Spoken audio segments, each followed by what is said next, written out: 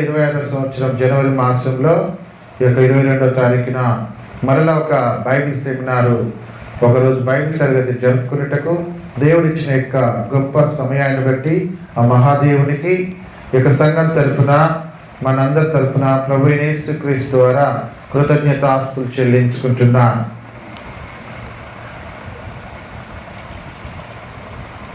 పరిశుద్ధ గ్రంథం నుంచి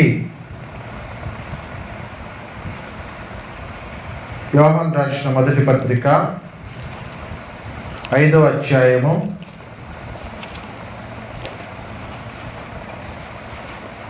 13-14 వచనాలు చదువుకుందాం. నేను చదువుతున్నాను, చూడండి.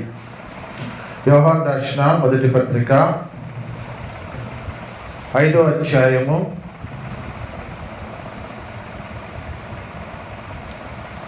13-14 వచనాలు చదువుతున్నాను. దేవుని కుమారుని నామమందు విశ్వాసముంచు మీరు నిత్య జీవం గలవారని తెలుసుకున్నట్లు నేను ఈ సంగతులను మీకు రాయిచున్నాను. ఆయనను బట్టి మనకు కలిగిన ధైర్యం ఏదనగా, ఆయన చిత్తానుసారంగా మనం ఏది అడిగినను ఆయన మన మనవి ఆలకించునదే. మనమేమి అడిగినను ఆయన మన మనవి ఆలకించునని మనం ఎరిగిన ఎడల మనం ఆయనను వేడుకొనినవి మనకు కలిగినవని ఎరుగుదుము. ప్రార్థన. ప్రేమగల తండ్రి, పరిశుద్ధుడా, మహోన్నతుడా, మహాగణుడా, జీవగల తండ్రి, అతి పరిశుద్ధుడమైన మా తండ్రి, ఘనమైన శ్రేష్టమైన మహోన్నతమైన నామానికి స్తుతులు స్తోత్రాలు చెల్లించుకుంటున్నా. తండ్రి, యొక్క 13వ వన్డే బైబిల్ సెమినార్ జ్ఞాన సదస్సు వేదికగా మరొకసారి యొక్క 2026 సంవత్సరము జనవరి మాసంలో యొక్క ఐటిపాముల క్రీస్తు సంఘ ఆవరణలో జరుపుకునేటకు మీరు ఇచ్చిన సమయాన్ని బట్టి, చూపిన మహాకృపను బట్టి, చేరిన మీ ప్రియబిడ్డలందరిని బట్టి, స్థానిక సేవకుని బట్టి మీకు స్తోత్రాలు చెల్లించుకుంటున్నాం. తండ్రి, ఇప్పటివరకు పాటల ద్వారా మీకు నామాన్ని స్తుతించి గణపరిచిన బిడ్డలు దీవించండి. వారికి ఇంకనూ కావాల్సిన చక్కని స్వరాలను, మంచి బలాన్ని, శక్తిని అనుగ్రహించమని ప్రార్థిస్తున్నాం. చదవబడిన వాక్య భాగం నుండి కొద్ది నిమిషాలు ఇక వాక్యాన్ని మీరు ధ్యానించిన ఉండగా వినుచున్న మీ ప్రియబిడ్డలకి మంచి మనస్సు, హృదయాన్ని, ఆలోచన జ్ఞానాన్ని అనుగ్రహించమని, ఇక వాక్యాన్ని విత్తబోచునను ఆత్మజ్ఞానంతో నడిపించమని, మా యొక్క పాపముల అపరాధములు మన్నించగలరని యేసుక్రీస్తు పరిశుద్ధ నామంలో ఈ ప్రార్థన అడిగి వేడుకొనుచున్నాం తండ్రి. ఆమేన్. క్రీస్తునందు చేరి ఉన్న ప్రియమైన దేవుని బిడ్డలందరికీ మరొకసారి నా యొక్క హృదయపూర్వక వందనాలు తెలియజేసుకుంటున్నాను. ఇక్కడ యేసు ప్రభు ఏర్పాటు చేసుకున్న 12 మంది శిష్యులలో యోహాను ఒకరు. అపోస్తలుడైన పౌలు గారు తరువాత అత్యధికంగా పుస్తకాలు రాసిన వారు ఎవరంటే యోహాను గారు. పౌలు గారు 13 లేక 14 పత్రికలు రాసిరని అనుకుంటే, తర్వాత యోహాను గారు యోహాను సువార్త, ఈ 3 పత్రికలు, ప్రకటన గ్రంథం, అంటే 5 పుస్తకాలకి రచయితగా దేవుడు ఎన్నుకున్నారు. కానీ చాలా శ్రేష్టమైన విషయాలన్నమాట. పత్రికలు 1, 2, 3 చిన్నగానే ఉంటాయి, కానీ అందులో లోతైన విషయాలు ఉన్నాయి. ప్రకటన గ్రంథం అంటే ఇంకా బహులోతైన మర్మాలతో అలంకార రూపంలో రాయబడి ఉన్నది. కొందరు చదవడానికి కష్టం, అర్థం చేసుకోవడానికి ఇంకా కష్టం. అంత పోలిక, అంటే పోల్చి చెప్పబడింది అన్నమాట అలంకార రూపంలో. కాబట్టి మరి యోహాను గారు యేసు ప్రభు చేత ఎక్కువగా ప్రేమించబడిన వ్యక్తి. ఈయన ఈ పత్రికలో 5వ అధ్యాయము 13, 14, 15 వచనాల్లో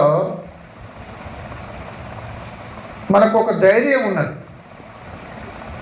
ఏదనగా, ఆయన చిత్తానుసారంగా మనం ఏది అడిగిననో ఆయన మన మనవి ఆలకించునున్నది. ప్రార్థన అంటే అడుగుట, ప్రార్థన అంటే వేడుకొనుట, ప్రార్థన అంటే విజ్ఞాపన చేయటం. ప్రార్థన అంటే యాచించడం,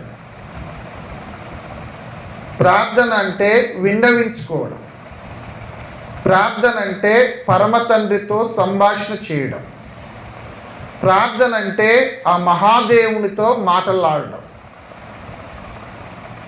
మొదట ప్రార్థన అంటే అడుగుట. ఇక్కడ ఆ మాట రాయబడి ఉన్నది చూడండి.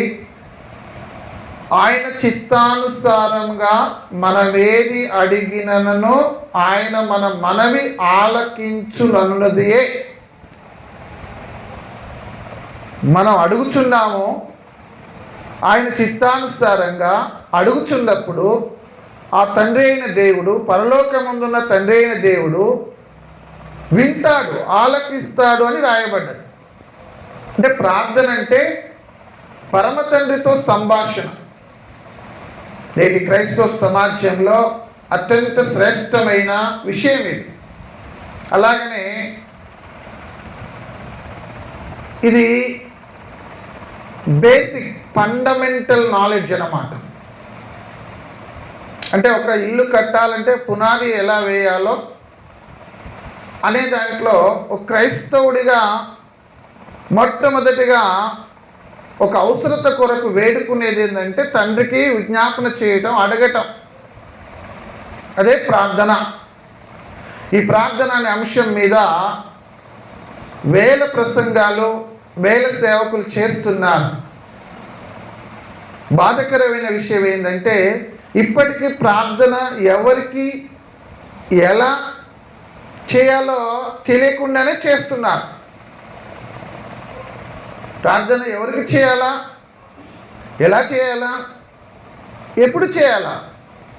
అసలు ప్రార్థన అంటే ఏంటి అంటే అడుగుట, విజ్ఞాపన చేయుట, వేడుకొనుట, యాచించుట, విన్నవించుట, సంభాషణ, మాటలాడుట.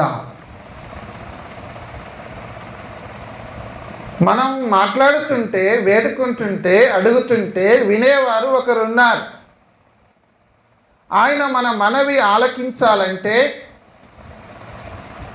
వినాలంటే అది ఆయన చిత్తానుసారంగా ఉండాలా. కాబట్టి నేటి క్రైస్తవుల్లో ప్రార్థన ప్రత్యేకంగా విశ్వాసులకి ప్రార్థన రావట్లేదంటే సేవకుంది బాధ్యత. సేవకుడికి ప్రార్థన చేయడం రావట్లేదంటే ఎవరి బాధ్యత అది? ఆయన ఎలా సేవకుడయ్యాడో ఆయనే బాధ్యుడు. కాబట్టి తండ్రికి చేయాలా ప్రార్థన, యేసు ప్రభువుకి చేయాలా, పరిశుద్ధాత్మనికి చేయాలా? ముగ్గురికి చేస్తున్నారు.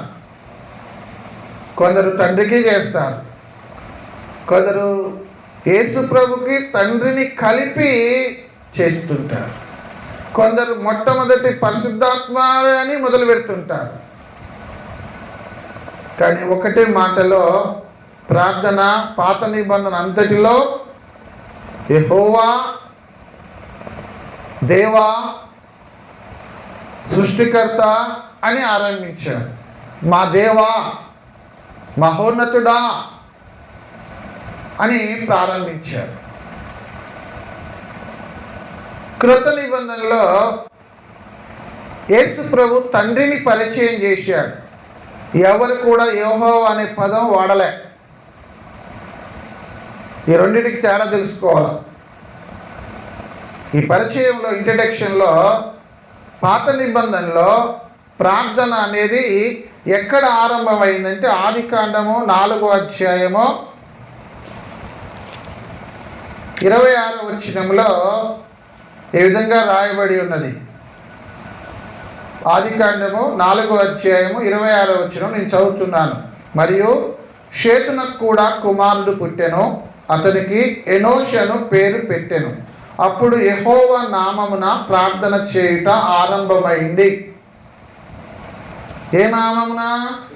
యెహోవా నామమున.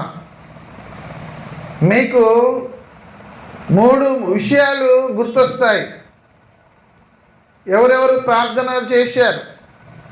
అబ్రహాం చేశాడు. తర్వాత ఎక్కువ గుర్తొచ్చేది ఎవరంటే మోషే పాట పాడుతుంటా, మోషే ప్రార్థించగా మన్నాను కురిపించింది. రెండవది యెహోషువ ప్రార్థించగా సూర్యచంద్రులను ఆపితివి. ఇలాగా అనేక మంది ప్రవక్తలు చేశారు. ఎజ్రా, నెహెమ్యా చేశారు, సొలొమోన్ రాజు చేశాడు, దావీదు రాజు చేశాడు, దానియేలు ప్రవక్త చేశాడు.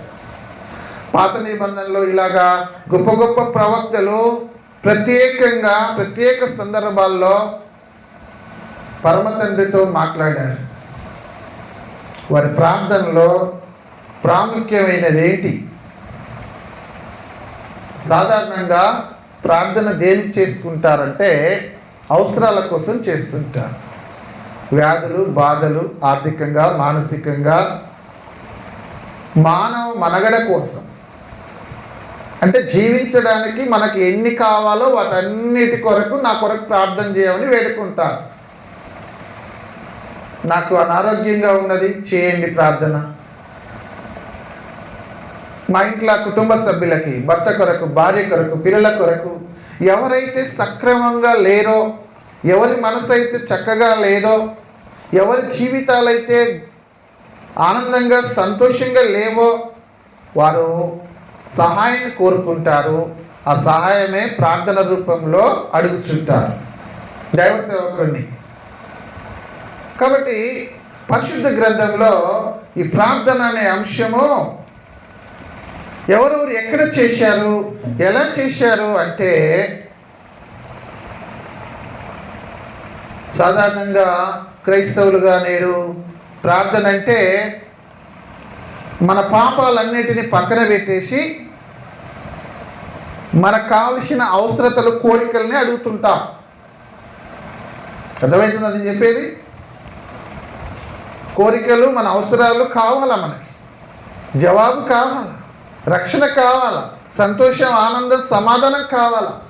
కానీ మనలో ఉన్న బలహీనత, పాపము, అవిధేయతని మొదట ఒప్పుకోవాలి. అలా ఒప్పుకోకుండా చేసేవారే ఎక్కువగా ఉన్నారు. అందుకనే ప్రతి ప్రార్థనలో మనము క్షమించమని వేడుకోవాలా. మీరు గమనించండి, ప్రార్థన చేసేటప్పుడు ఎవరెవరు ఎన్నిసార్లు క్షమించమంటున్నారని అడగండి. అంటే మేము పాపం చేస్తున్నామా, ఊరికే క్షమించమని అడగా? నిద్రించి లేచి నుంచి నిద్రపోయే వరకు ఎన్నోసార్లు ఆజ్ఞను అతిక్రమిస్తున్నాడు మానవుడు. సేవకుడైనా, విశ్వాస అయినా, మీరైనా, నేనైనా ఆజ్ఞ అతిక్రమించడేమో పాపం. పాపం వల్ల వచ్చే జీతం మరణం, అంటే ఎడబాటు. కాబట్టి మనము చేసే ఆలోచన, పని, మాట, ఆ తలంపు దేవునికి వ్యతిరేకంగా ఉన్నదని ఎరిగి మనము ఇబ్బందుల పాలవుతున్నాం. ఆ విషయాన్ని ఎరగటం లేదు. ఒక సేవకునికి ఎందుకు ఈ సమస్య వస్తుంది, నాకెందుకు వస్తుందంటే, మొదట నన్ను నేను పరీక్షించుకోవాలి.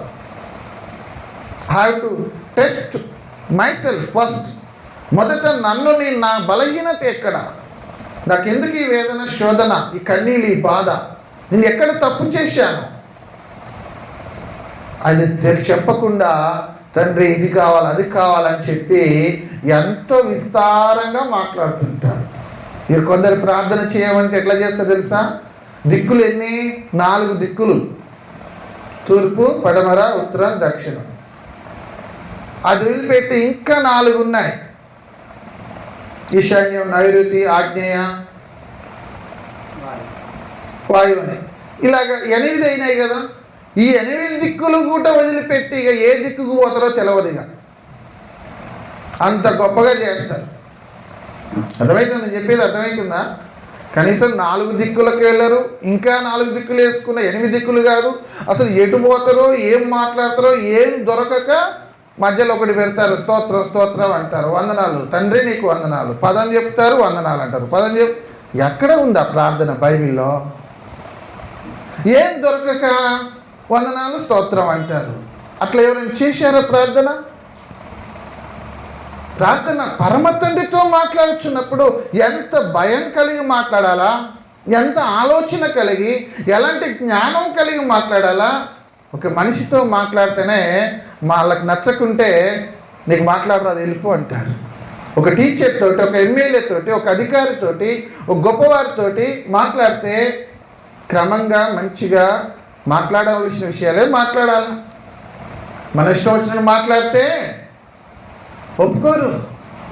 మరి అలాంటిది పరమ తండ్రితో మనం మాట్లాడుతున్నప్పుడు ఆ పరిశుద్ధుడు ఈ పాపి మొర ఆలకించాలంటే మనం ఎంత గొప్పగా జ్ఞానంగా మాట్లాడాలా. నీ ఇష్టం వచ్చినట్టు, నా ఇష్టం వచ్చినట్టు మాట్లాడడానికి దేవుడు ఇష్టపడ్డాడు.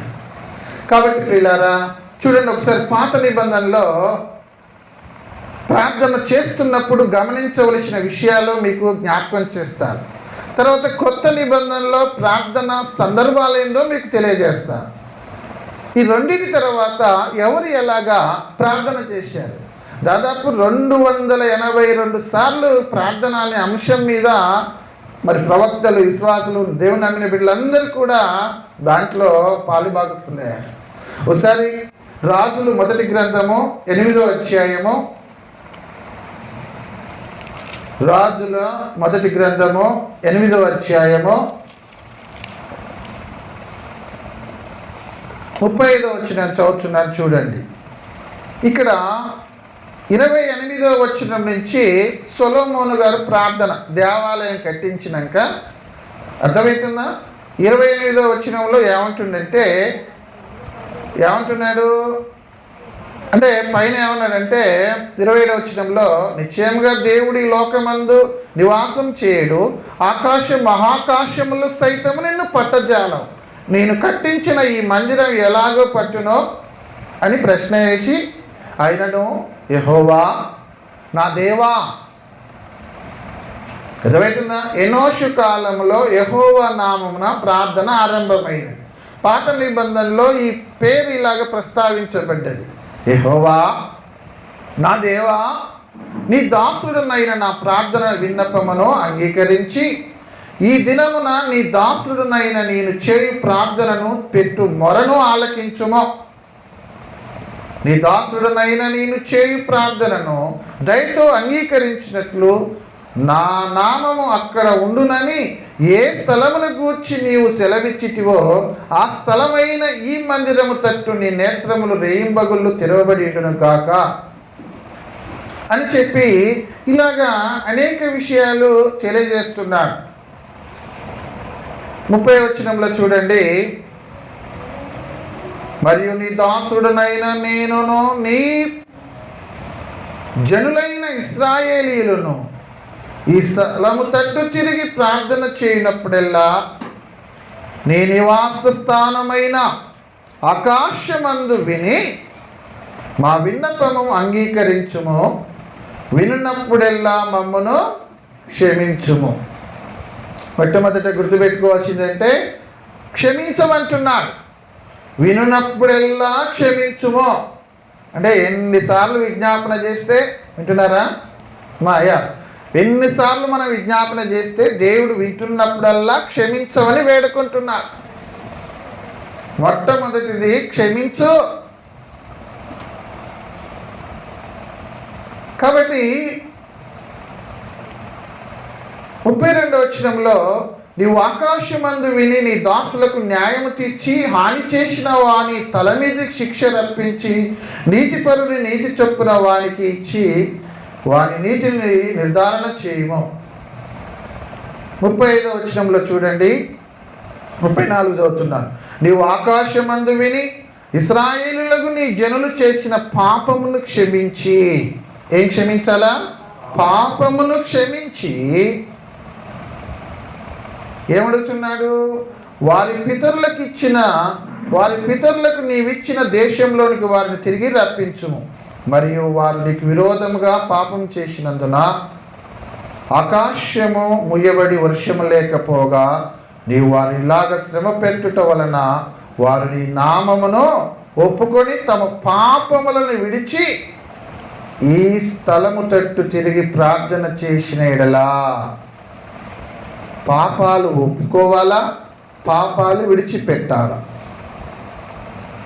అదే సందర్భంలో క్షమించమని అడగాలి. ఈ మూడింటిని జ్ఞాపకం చేసుకోవాలి. నేను చేసిన పాపం ఏందో నేను చెప్పకుండానే ఎంత వేడుకున్నా నా ప్రార్థన ఆలకించడు దేవుడు. ఎందుకని? పాపులమనేవి దేవుడు వినడు.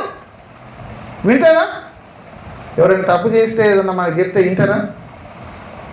వింటారండి? కాబట్టి మనము పాపం చేసి దేవునికి ఎంత మొరబెట్టుకున్నా దేవుడు వినడు. అందుకని ఇక్కడ మేము పాపం చేశామంటున్నారు, మా పాపాలను విడిచిపెట్టి మీకు అడిగితే మమ్మల్ని క్షమించు, మా ప్రార్థన ఆలకించు అని సొలొమోను గారి ప్రార్థనలో వేడుకుంటున్నాడు. అలాగనే చూడండి, ఎజ్రా గ్రంథము 10వ అధ్యాయము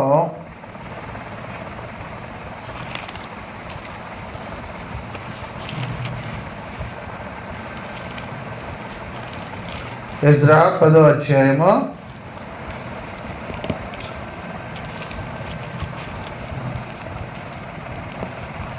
1వ వచనం. ఎజ్రా ఏడ్చుచు దేవుని మందిరము ఎదుట సాష్టాంగపడుచు పాపమును ఒప్పుకొని, గమనించాలా, అక్కడ పాపమును విడిచిపెట్టిన ఎడలా అన్నాడు. ఇక్కడ పాపమును ఒప్పుకోవాలా. పాపమును ఒప్పుకొని ప్రార్థన చేసెను. అర్థమవుతుందా? ప్రార్థన చేసేటప్పుడు పాపాన్ని ఒప్పుకోవాలా, పాపాన్ని విడిచిపెట్టాలా, అప్పుడు క్షమించమని వేడుకోవాలి. ఇది చెప్పకుండా మనం ఎంత వేడుకున్నా దేవుడు వినడు. అలాగనే దినవృత్తాంతములు 2వ గ్రంథము పాత నిబంధనలో కొన్ని ఉదాహరణలు మాత్రమే చూపిస్తున్నాను.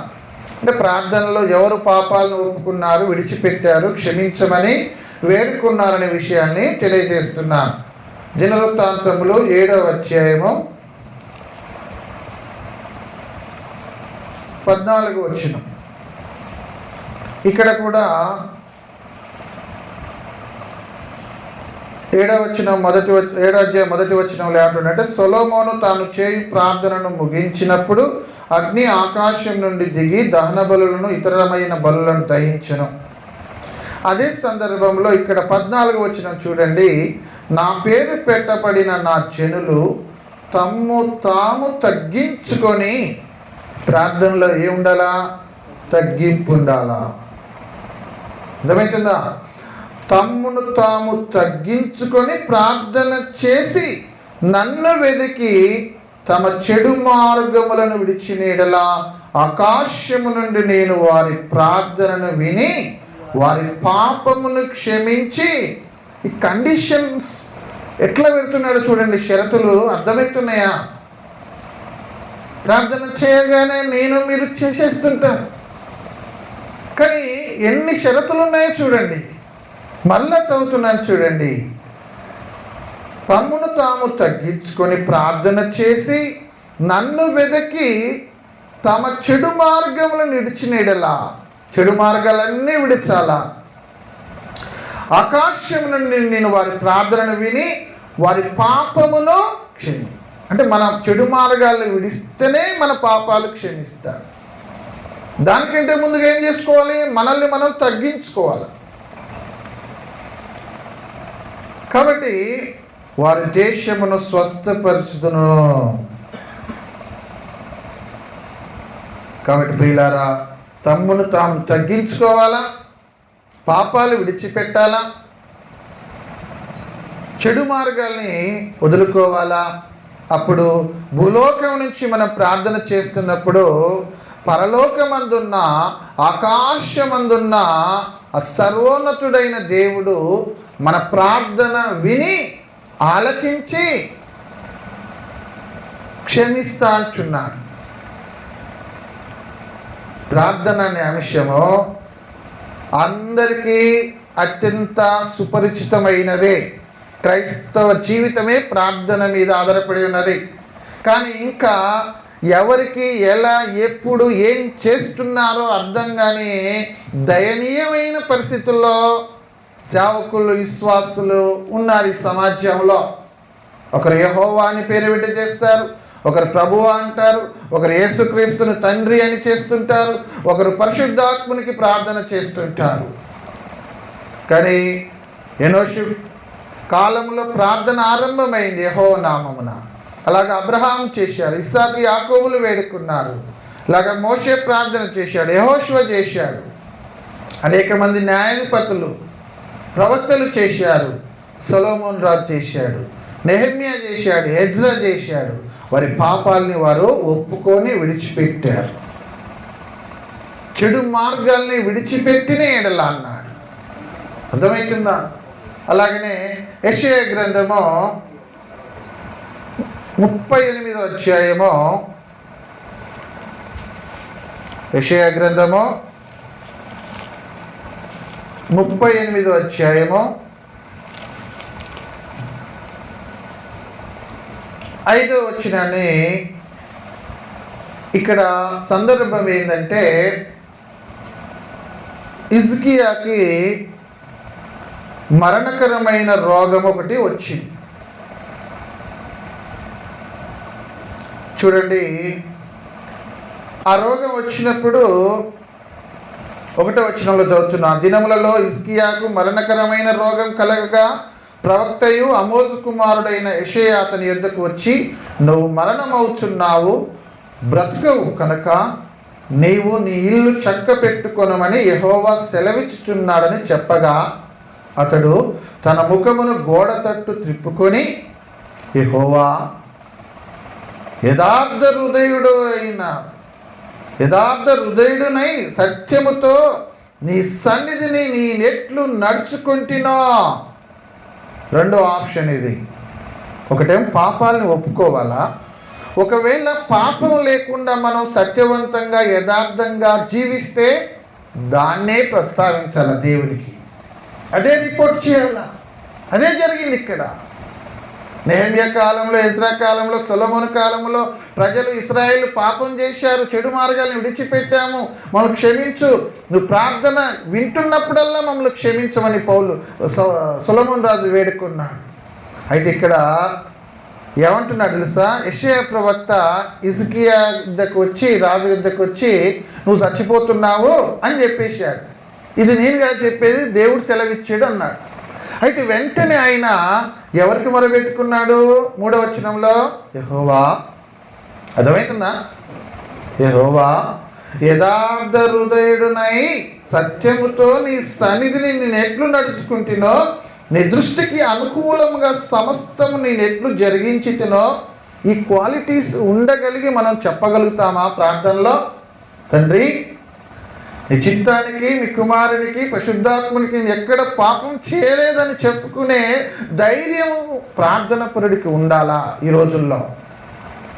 హిజ్కియా తన యథార్థతని, తన సత్యాన్ని జ్ఞాపకం చేస్తున్నాడు దేవునికి. ఏమంటాడు తెలుసా? సమస్తం నేనెట్లు జరిగించితినో కృపతో జ్ఞాపకం చేసుకున్నామని, అంటే హంబుల్ రిక్వెస్ట్ అన్నమాట. విధేయుడిగా వేడుకుంటున్నాడు. కృపతో జ్ఞాపకం చేసుకున్నామని హిజ్కియా కన్నీళ్లు విడుచుచు యెహోవాను ప్రార్థింపక, యెహోవా వాక్కు యెషయాకు ప్రత్యక్షమై ఇలాగ సెలవిచ్చాడు, నీవు తిరిగి హిజ్కియా యొద్దకు పోయి అతనితో ఇట్లనుమో, నీ పితరుడైన దావీదునకు దేవుడైన యెహోవా నీకు సెలవిచ్చినదేమనగా, నీవు కన్నీళ్లు విడుచుట చూచి తిని నీ ప్రార్థన నేను అంగీకరించి ఉన్నాను, ఇంకా 15 సంవత్సరముల ఆయుష్ నీకు ఇచ్చేదను అన్నాడు. ఇది బేస్ చేసుకొని ఏడ్చుకుంటూ ప్రార్థన చేస్తారు. ఏడ్చడంలో తప్పు లేదు, కానీ ఏడ్చే ముందు మనం యథార్థంగా, సత్యవంతంగా జీవించామనేది చెక్ చేసుకోవాలి. దేవుడికి రిపోర్ట్ చేశాడు ఆయన, హిజ్కియా, నీ ఎడల నేను ఎంత యథార్థంగా సత్యంతో ఎట్లు జీవించితినో నన్ను ఒక్కసారి నీ కృపలో జ్ఞాపకం చేసుకో అన్నాడు. యెహోవా దేవుడు నువ్వు మరణించబోతున్నావని చెప్పించాడు. వెంటనే ప్రవక్తకు వేడుకోలేదో. నేడు చాలామంది ఏం చేస్తున్నారంటే సేవకులకి విజ్ఞాపన చేస్తారు, ఒకటే చేయి ప్రార్థన చేయి, మా కొరకు చేయని. ఆయన ప్రవక్తను వేడుకున్నాడా? ఎవరిని వేడుకున్నాడు? యెహోవా. అందుకనే సేవకులు ఎలా తయారయ్యారంటే, ఇక నేను ప్రార్థన చేస్తేనే తప్ప అసలు మీరు ప్రార్థన చేయడానికి కూడా మీకు తెలియదు. కృత నిబంధన అంతా ఏం చెప్తుంది తెలుసా? ఒకరికొకరు ప్రార్థన చేయండి. పౌలు గారు అయితే మా కొరకు ప్రార్థన చేయండి అని 10 సార్లు చెప్పేశాడు. ఎవరు చెప్పింది? ఎవరు? పౌలు గారు.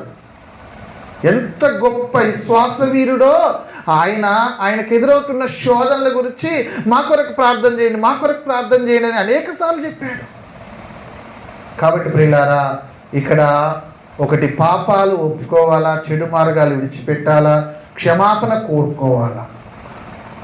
ఎప్పుడు మనం పాపం చేసినప్పుడు, నేను పాపం చేయలేదు కదా, యథార్థవంతునిగా సత్యవంతునిగా జీవించాను కదా, నా యథార్థతను బట్టి ఒకసారి నన్ను జ్ఞాపకం చేసుకోవా అని అడిగే అవకాశం కూడా ఉండదని హిజ్కియా నిరూపించాడు. అర్థమవుతుందా? కాబట్టి మన యథార్థతను బట్టి, మన సత్య సంబంధమైన జీవితాన్ని బట్టి దేవుడు ఖచ్చితంగా మనకు ప్రతిఫలము ఇస్తుంటాడు. కాబట్టి ఇక్కడ హిజ్కియా అడిగాడు, ఆయనకు ఆయుష్ ఇవ్వబడ్డది.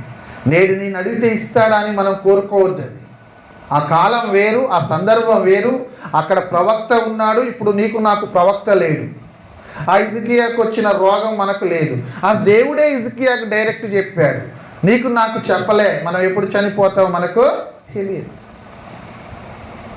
కాబట్టి ప్రియులారా, మరి అలాగనే మరి చూడండి, నెహెమ్యా గ్రంథము 1వ అధ్యాయము, పాత నిబంధనలో ఇంకా 2 సందర్భాలు ఉన్నాయి.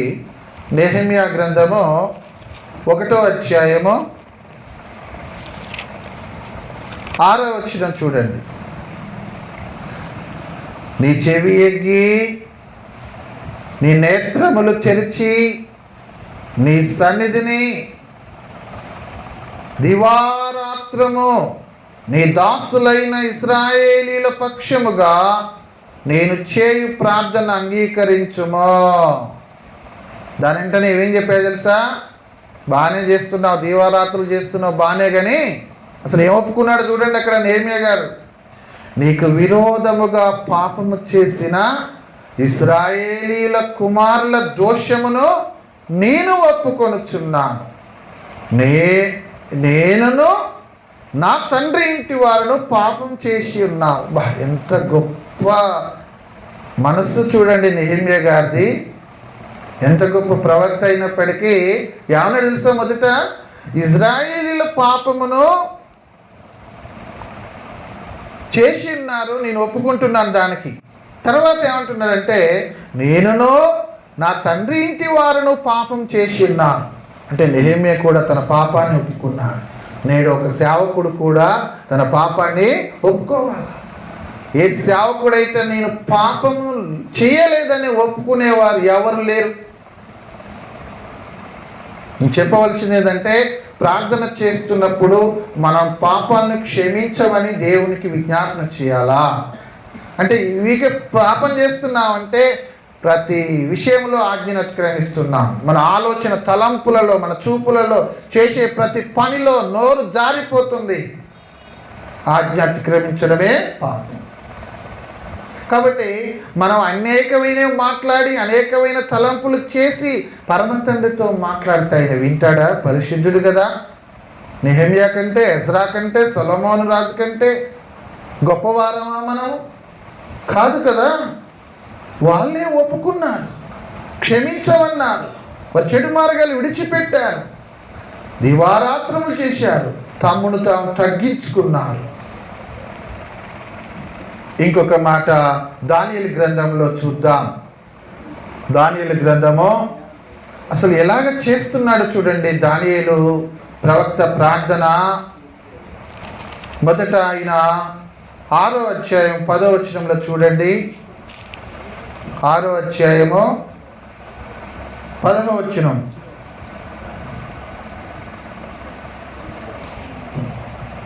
ఇటు శాసనము సంతకం చేయబడినని దానియేలు తెలుసుకొని అతడు తన ఇంటికి వెళ్ళి ఒక శాసనం అక్కడ ఇవ్వబడ్డది, అంటే ప్రార్థన చేయొద్దనేది. అయితే ఆ శాసనం వచ్చినాక ఇట్టి శాసనం సంతకం చేయబడని దానియేలు తెలుసుకొని అతడు తన ఇంటికి వెళ్ళి యథాప్రకారముగా అనుదినము ముమ్మారు మోకాళ్ళుని, అంటే అప్పటికే రోజు ప్రార్థన చేస్తున్నాడు ఆయన. అర్థమైందా? దాన్ని ఏమన్నాడంటే యథాప్రకారముగా. ఇంకోటి ఏంటిది? అనుదినము, అంటే ఒక్కరోజు కూడా పోనీయటం లేదు. తరువాత రోజుకి ఎన్నిసార్లు చేసిడని చెప్తున్నాడు? ముమ్మారు. ఎలా చేశాడు? మోకాల్లోని. ప్రార్థన అంటే అడుగుట, వేడుకొనుట, విజ్ఞాపన. అర్థమవుతుందా? పరమ తండ్రితో సంభాషణ చేయుట, మాట్లాడుట, అడుగుట అని చెప్పిన కదా. ఈ దానియేలు ప్రవక్త యథాప్రకారము అనుదినము ముమ్మారు మోకాళ్ళుని తన ఇంటి పైగది కిటికీలు యెరూషలేము తట్టునకు తెరవబడి ఉండగా తన దేవునికి ప్రార్థన చేయుచు ఆయనను స్తుతించుచు వచ్చాడు. రాజు శాసనాన్ని పక్కన పెట్టేశాడు. అర్థమవుతుందా? అంటే ఇప్పుడు నేను మోకాళ్ళుని ప్రార్థన చేయాలా, ప్రతిరోజు చేయాలా, రోజుకు 3 సార్లు చేయాలా అనే ఆజ్ఞ లేదు. మనం ఎన్నిసార్లు అయినా చేయొచ్చు, ఏ స్థలంలోనైనా చేయొచ్చు, నిలబడైనా, మోకాళ్ళునైనా, కూర్చొనినైనా, ప్రయాణంలోనైనా, ఏ సమయంలోనైనా పరమ తండ్రితో మాట్లాడచ్చు. మాట్లాడేటప్పుడు ఒక షరతు ఏంటంటే మనల్ని మనం తగ్గించుకోవాలా, మన అతిక్రమాన్ని విడిచిపెట్టాలా, మన పాపాలని ఒప్పుకోవాలా, క్షమించమని వేడుకోవాలా. కాబట్టి ఇప్పుడు అదే దానియేలు గ్రంథంలో 9వ అధ్యాయంకి రండి. దేవుని ఎలాగా పొగుడుతున్నాడో చూడండి. మనం దేవుని నామాన్ని పొగడం ఏం చేయం, డైరెక్ట్గా తండ్రి ఇది కావాలి అది కావాలని చేస్తాం. ఎంత విడ్డూరంగా ప్రార్థన చేస్తున్నారో గమనించండి. చూడండి 9వ అధ్యాయంలో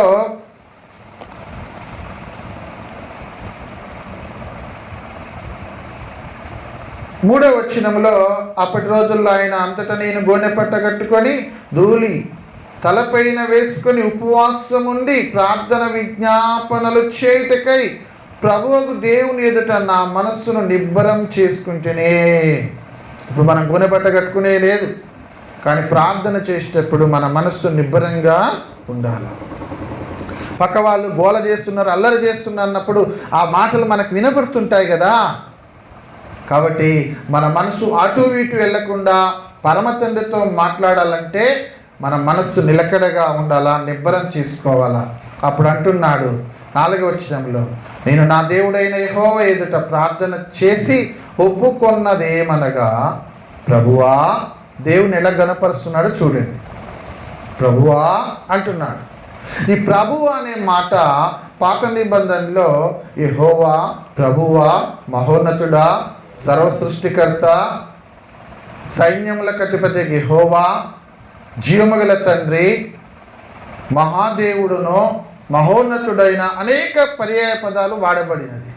ఇక్కడ ప్రభువా, మహాత్యము కలిగిన భీకరుడవగు దేవా, నీ ఆజ్ఞలను అనుసరించి నడుచుకుని వారి ఎడల నీ నిబంధనను నీ కృపను జ్ఞాపకం చేయువాడా, మేమైతే నీ దాసులకు ప్రవక్తలు నీ నామమును బట్టి మా రాజులకును మా అధిపతులకును మా పితరులకును యూదయ దేశ జనులందరికీ చెప్పిన మాటలను ఆలకింపక నీ ఆజ్ఞలను నీ విధులను అనుసరించటం మాని పాపులమును. దేవుని మాటలు ఆజ్ఞలన్నీ విడిచిపెట్టిరట. ఎవరట? అందరినీ కలిపాడల్లా. రాజులు, అధిపతులు, అధికారులు, పితరులు అందరు ఉన్నారల్లా. ఏమంటున్నాడు? నీ ఆజ్ఞలను నీ విధులను అనుసరించుట మాని పాపులమును దుష్టులమునై చెడుతనమందు ప్రవర్తించుచు తిరుగుబాటు చేసిన వారం. ఇది ఒప్పుకున్నారు వాళ్ళు. రెండోసారి అంటారు, ప్రభువా, దేవుని పొగుడుతున్నాడు చూడండి, నీవే నీతిమంతుడవు, మేమైతే సిగ్గు చేత ముఖ వికారం పొందిన వారం, మేము నీ మీద తిరుగుబాటు చేస్తే. ఇలాగా ఎక్కడెక్కడ దేవా అంటున్నాడు చూడండి. ఆయన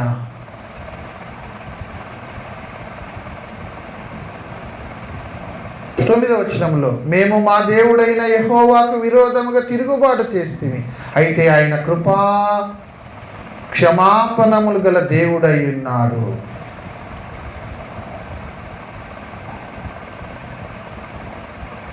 పదిహేనవ వచనంలో, ప్రభువా మా దేవా, నీవు నీ బాహుబలము వలన నీ జనమును ఐగుప్తులో నుండి రప్పించటం వలన ఇప్పటి వరకు నీ నామమునకు ఘనత తెచ్చుకుంటివి.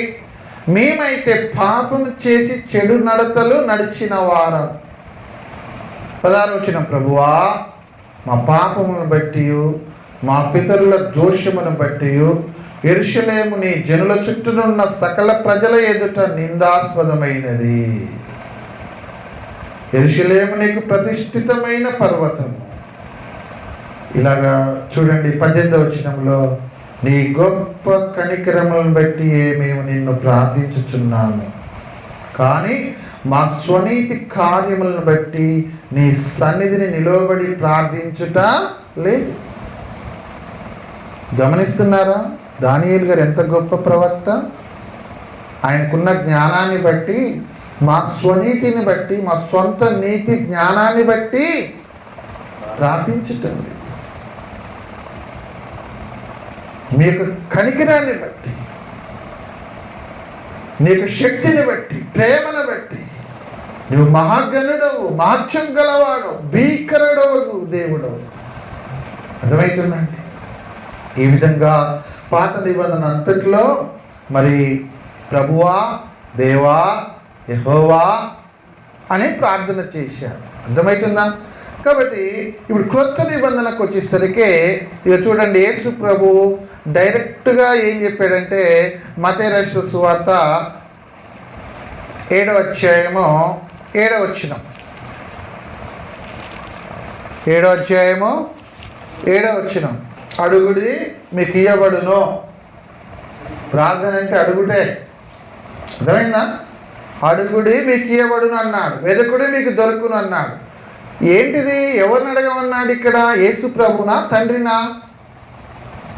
కింద క్లారిటీ ఇచ్చాడు చూడండి. ఇక్కడ చెప్పింది యేసు ప్రభు, అడగమన్నది ఎవరిని? తండ్రిని. ఎలా చెప్పాడో చూడండి.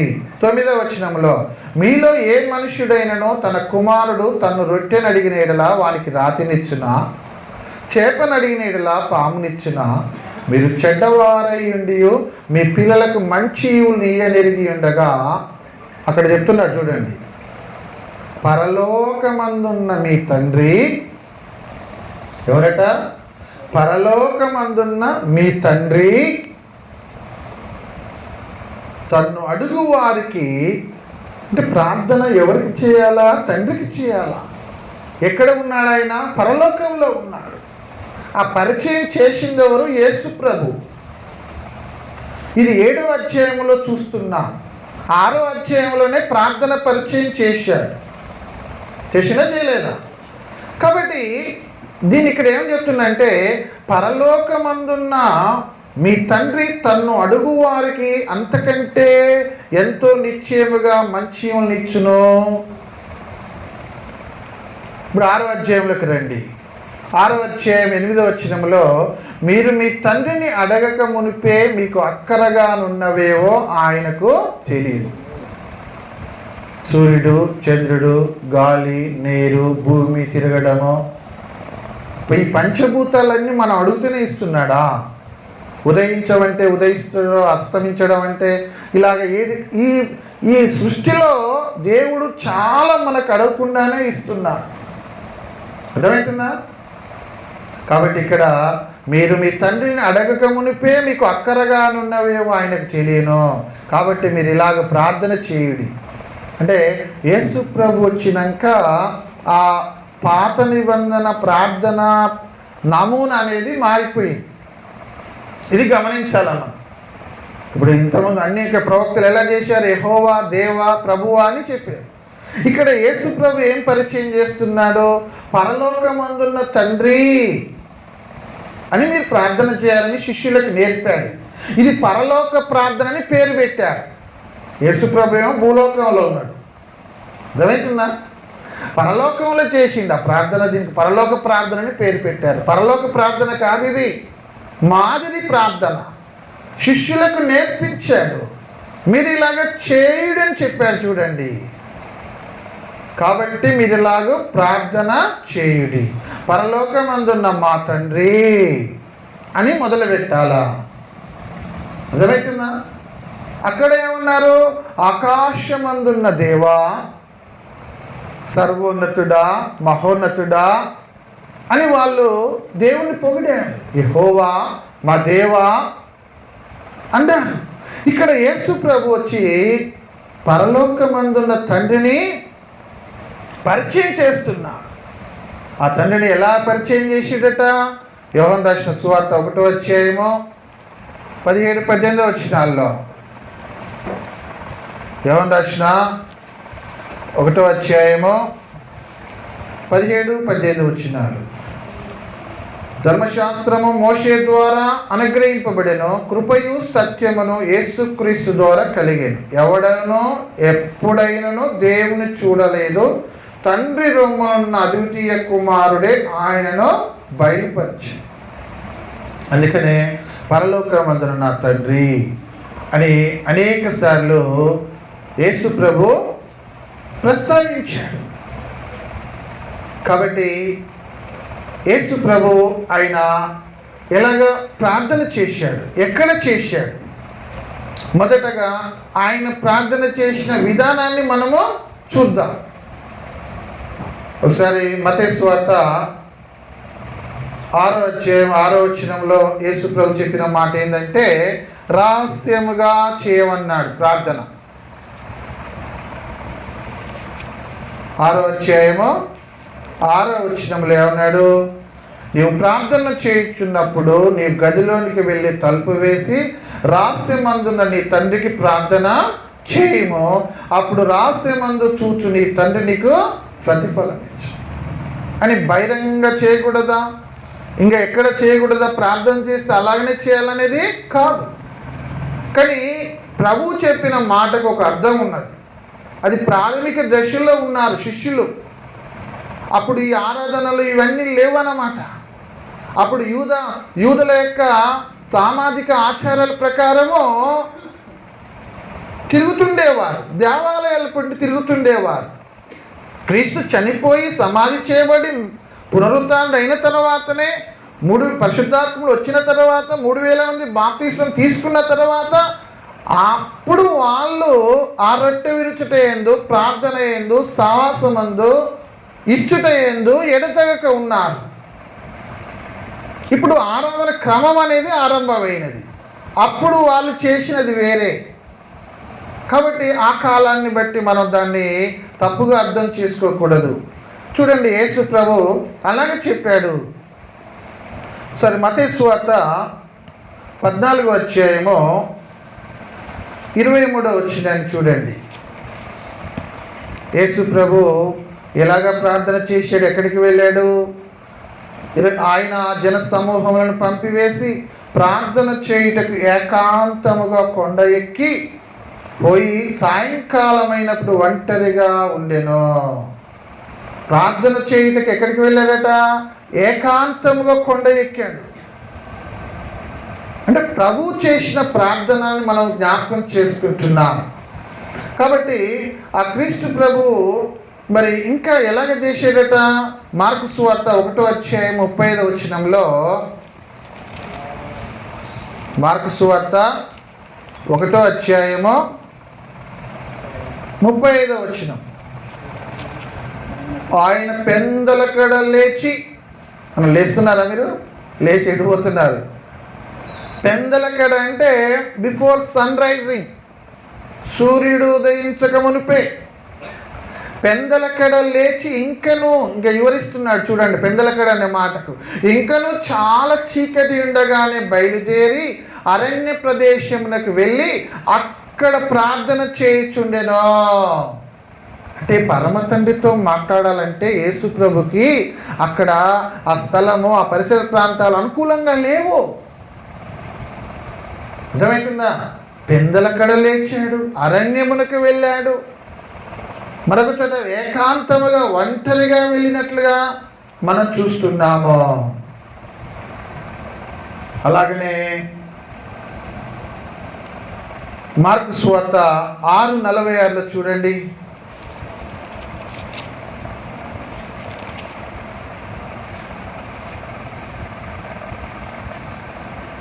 తన శిష్యులను వెంటనే ఆయన వారిని వీడుకొలిపి ప్రార్థన చేయుటకు కొండకు వెళ్ళాడు. అంటే ఆయనకు ఒక ప్రత్యేకమైన స్థలాన్ని ఏర్పాటు చేసుకున్నాడు.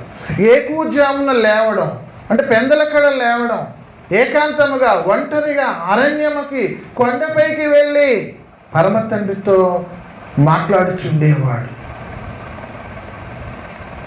కాబట్టి ప్రియులారా, మరి మనం ఎలాగా ప్రార్థన చేయాలా? మనం ప్రార్థన చేస్తున్నప్పుడు ఏమి అడగాల? యేసు ప్రభు నేర్పిన ప్రార్థనలో మనం చూస్తాము. ఏమన్నాడు? క్షమించమన్నాడు అన్నాడు. మాదిరి ప్రార్థనలో క్షమాపణ అనేది ఒకటి ప్రస్తావించాడు. కాబట్టి మనం ప్రార్థన చేస్తున్నప్పుడు ఏం చేయాలా? క్షమాపణ కోరుకోవాలి. ఒకటి చూడండి, మార్కు సువార్త 11వ అధ్యాయము 25వ వచనం. మార్కు సువార్త 11వ అధ్యాయం 25వ వచనం. మీకు ఒకరి మీద విరోధం ఏమైనానో కలిగి ఉన్న ఎడల, ఇది గమనించరు, ఇది మర్చిపోతారు. విరోధాలు ఉంటాయి, గొడవలు ఉంటాయి, కొట్లాటలు ఉంటాయి, మాటలు ఉంటాయి, అనరాని మాటలు అంటుంటాం, అన్నీ అంటుంటాం. ప్రార్థన చేస్తాం. వింటాడు ఆ ప్రార్థన? ఇక్కడ చూడండి ఏమంటున్నాడు. మీకు ఒకరి మీద విరోధం ఏమైనాను కలిగి ఉన్న ఎడల మీరు నిలవబడి ప్రార్థన చేయనప్పుడెల్లను వాడిని క్షమించుడి. క్షమిస్తున్నారా? మీరు ప్రార్థన చేసి, తండ్రి, ఎవరైతే నాకు విరోధంగా మాట్లాడుతున్నారో, ఎవరైతే హాని చేస్తున్నారో, ఇబ్బంది పెట్టారో, నేను ఎవరికైనా ఆటంకంగా ఉన్నానేమో, నా ఆలోచనలు, నా మాటలు, నా జీవితము, నా ప్రవర్తన ఎవరికైనా ఇబ్బంది కలిగి ఉన్నట్లయితే నన్ను క్షమించు తండ్రి. ప్రార్థన చేయుచున్నప్పుడెల్లా, అందుకనే నీ శత్రువులను ప్రేమించవన్నాడు. నిన్ను హింసించుచున్న వారి కొరకు ఏం చేయమన్నాడు? చేయండి, ప్రార్థన చేయమన్నాడు. శత్రువులను ప్రేమించాలా, హింసించే వారి కొరకే ప్రార్థన చేయాలి. అందుకనే ఇక్కడ యేసు ప్రేమ అంటే, మీరు ప్రార్థన చేయనప్పుడు మీరు అడుగుచున్న వాటిల్లో పొంది ఉన్నామని నమ్ముడి. ప్రార్థనలో నమ్మాలండి. కొందరు ఆ మాట ఏమంటారంటే, మేము అడిగినవన్నీ పొంది ఉన్నామని నమ్ముతున్నావు తండ్రి, ఆమేనంటారు. నమ్మకం లేకుండా ప్రార్థన చేయకూడదు. అది జరిగినా జరగకపోయినా, జరగాలని ఉన్నా ఖచ్చితంగా జరుగుతుందనే ఒక నమ్మకంతో మనము ప్రార్థన చేయాలి. చూడండి ఎలాగ చేయాలట. పేతురు రాసిన మొదటి పత్రిక 4వ అధ్యాయం 7వ వచనం. పేతురు రాసిన మొదటి పత్రిక 4వ అధ్యాయము 7వ వచనం. అయితే అన్నిటి అంతము సమీపమై ఉన్నది కాగా మీరు స్వస్థ బుద్ధి గలవారై, అంటే ఏంటిది? మంచి బుద్ధి గలవారై అంటే ఏంటిది? చెడు బుద్ధి లేకుండా, మన చెడు బుద్ధి మానకుండా ఎంత చేసినా అది వ్యర్థమో. అందుకనే మీరు స్వస్థ బుద్ధి గలవారై ప్రార్థనలు చేయుటకు మెలకుగా ఉండుడి. అంటే ఎప్పుడు నిద్రపోద్దని కాదు, మంచి బుద్ధితోటి ప్రార్థనా జీవితాన్ని గడపాలా. ప్రార్థన అంటేనే నిద్ర వస్తుంది, ప్రార్థన అంటేనే పని ఉంటుంది, ప్రార్థన అంటే లేవని కూర్చొని నిద్రపోనిస్తుంది, ఆగమాగం చేపిస్తుంది. ఏంటిది? దుష్టుడు, సాతానుడు. కాబట్టి ప్రియులారా, పరమ తండ్రితో మనం మాట్లాడడానికి ఖచ్చితంగా సమయాన్ని గడపాలి. నా వాహనం తీసుకుంటాను, ఆత్రంగా వెళ్ళొస్తుంటే ప్రార్థన చేసుకోలేదు కదా, మధ్యలో వెహికల్ ఆపి ప్రార్థన చేస్తుంటా. హానోక్ గారు నేను ప్రయాణం చేస్తున్నప్పుడు ప్రార్థన చేయలే కదా, ఏమంటే బ్రేక్ పెట్టి ఒకరు ప్రార్థన చేయండి అంట. ఎక్కడికి వెళుతున్నా మొదట దేవునికి చెప్పి సమాచారం ఇచ్చి మేము వెళ్ళి తిరిగి వస్తామని నమ్మకంతో దేవునికి విజ్ఞాపన చేసి వస్తుంటాం. ఆ ప్రార్థనలో ఎలాంటి కనురెప్ప పాటున వచ్చే ప్రమాదాలు కూడా తొలగిపోతుంటాయి. క్షేమంగా ఎంత అలసిపోయినా ఎన్ని ఇబ్బందులైనా మరలా క్షేమంగా తిరిగి, ఎందుకంటే ముందుగానే దేవునికి సమాచారం అనుమతి కోరాం. మేము పోయే మార్గాల్లో మరి రాకపోకలేను మీ కృపా కాపుదల తోడుగా ఉంచండి తండ్రి. కాబట్టి ప్రియులారా చూడండి, చివరిగా 2 వాక్యాలు ఉన్నాయి. మనం ఎలా ప్రార్థన చేయాలంటే మరి మెలకువగా ఉండి ప్రార్థన చేయాలా. కొలసీలకు రాసిన పత్రిక 4వ అధ్యాయము త్వరగా తీయండి. కొలసీలకు రాసిన పత్రిక 4వ అధ్యాయము 2వ వచనం. ఎలా చేయాలట? నిలకడగా ఉండాలట. కృతజ్ఞత దేని కలగాల? దేవుడు మనకు చేసిన మేళ్ళన్నిటినీ ప్రస్తావించాల. మనం అంటాం కదా, తండ్రి ఇప్పటివరకు గడిచిన కాలం అంతటిని బట్టి మీకు స్తోత్రాలు, గడిచిన 2025 సంవత్సరం అంతటిని బట్టి మీకు స్తోత్రాలు, ఈ సంవత్సరం కూడా మీ కృపలో మమ్మల్ని నడిపించండి. కృతజ్ఞతలు, థ్యాంక్స్ గివింగ్ అంటే దేవుడు చేసిన మేళ్ళన్నిటినీ జ్ఞాపకం చేసుకోవాలా, నిలకడగా చేయాల ప్రార్థన. ఎలా చేయాలట? ఏ హృదయంతో చేయాలా? తిమోతికి రాసిన 2వ పత్రిక 2వ అధ్యాయము 22వ వచనము. తిమోతికి రాసిన 2వ పత్రిక 2వ అధ్యాయము 22వ వచనం. అంటే తిమోతి యవనస్తుడు కాబట్టి పౌలు గారు ఒక ఇన్స్ట్రక్షన్ ఇస్తున్నాడు. అర్థమవుతుందా?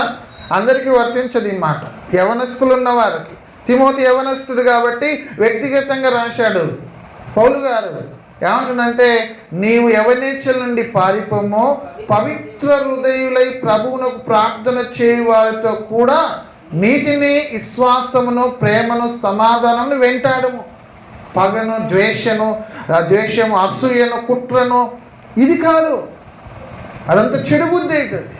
స్వస్థ బుద్ధి, మెలకువగా ఉండి నిలకడగా ఉండి ఏ హృదయంతో చేయవారితో ఉండాలట? పవిత్ర హృదయులై ప్రభువునకు ప్రార్థన చేయు వారితో కూడా నీతిని, విశ్వాసమును, ప్రేమను, సమాధానమును వెంటాడము. వెంటాడడం అంటే ఫైటింగ్ చేయడమే. ప్రేమ కోసం, సమాధానం కోసం, విశ్వాసం కోసం, నీతి కోసం ఫైటింగ్ చేయాలట. ఇంకా ఎలా చేయాలంటే పట్టుదల కలిగి చేయమంటున్నాడు. రోమీలకు రాసిన పత్రిక 12వ అధ్యాయము 12వ వచనంలో అపోస్తలుడైన పౌలు గారు, రోమీలకు రాసిన పత్రిక 12వ అధ్యాయము 12వ వచనం. నిరీక్షణ గలవారై సంతోషించుచు, అంటే మనకు ఒక ఎదురు చూపు ఉన్నది, క్రీస్తు ప్రభు 2వ రాకడ. ఆ నిరీక్షణలో కృంగి కృషించిపోవద్దు. నిరీక్షణ గలవారై సంతోషించుచు, శ్రమ యందు ఓర్పు గలవారై, అంటే క్రైస్తవుడికి వచ్చే శ్రమలు ఎవరికి రావు ఒక మాటలు చెప్పాలంటే. కాబట్టి శ్రమ యందు ఓర్పు గలవారై ప్రార్థన యందు పట్టుదల కలిగి ఉండుడి. అంటే ఏం సాధించాలా? మనకు కావలసిన కోరికల కోసం కాదు. ఈరోజు నేను బ్రతికున్నానంటే దేవునికి మహాకృప, రేపు ఉంటానో పోతానో తెలియదు.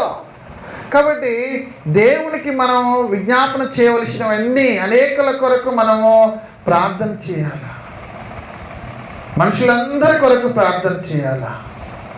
తిమోతికి రాసిన ఆ 2వ పత్రిక 1వ పత్రికలో చెప్తున్నాడు పౌలు గారు, రాజుల కొరకును, అధికారుల కొరకును, మనుషులందరి కొరకును ప్రార్థనలో విజ్ఞాపనలు చేయమంటున్నాడు. ప్రతి విషయంలో ప్రార్థన చేయమంటున్నాడు. చివరి మాట ఫిలిప్పీయులకు రాసిన పత్రిక 4వ అధ్యాయము 6వ వచనం. ఇది మనకందరికి బాగా తెలిసిన విషయం, కానీ ఎప్పుడు ఆలోచిస్తూనే ఉంటుంటాం. నేను సైతం, మీరు సైతం. చూడండి ఎంత గొప్ప మాటలో మన ఆలోచన ఏముందో చూడండి. ఈ చదివి ముగిస్తాను. ఎల్లప్పుడూ ప్రభునందు ఆనందించుడి, మరలా చెప్పుదును ఆనందించుడి, మీ సహనములు సకల జనులకు తెలియబడనీయుడి. బాగానే ఉంది. ప్రభు సమీపంగా ఉన్నాడు. సహనం కోల్పోతుంటాం మనం. ప్రభు ఏడ ఉన్నాడో మనకు తెలియదు. లార్డ్ ఈజ్ ఎట్ హ్యాండ్, అంటే సమీపంగా దగ్గరగా ఉన్నాడు అంటున్నాడు. కానీ మనం ఎప్పుడు ఎక్కడ ఉన్నాడు దేవుడు, ఏం చేస్తున్నాడు అనుకుంటాం. చూడండి, దేన్ని గూర్చి చింతపడకుడి.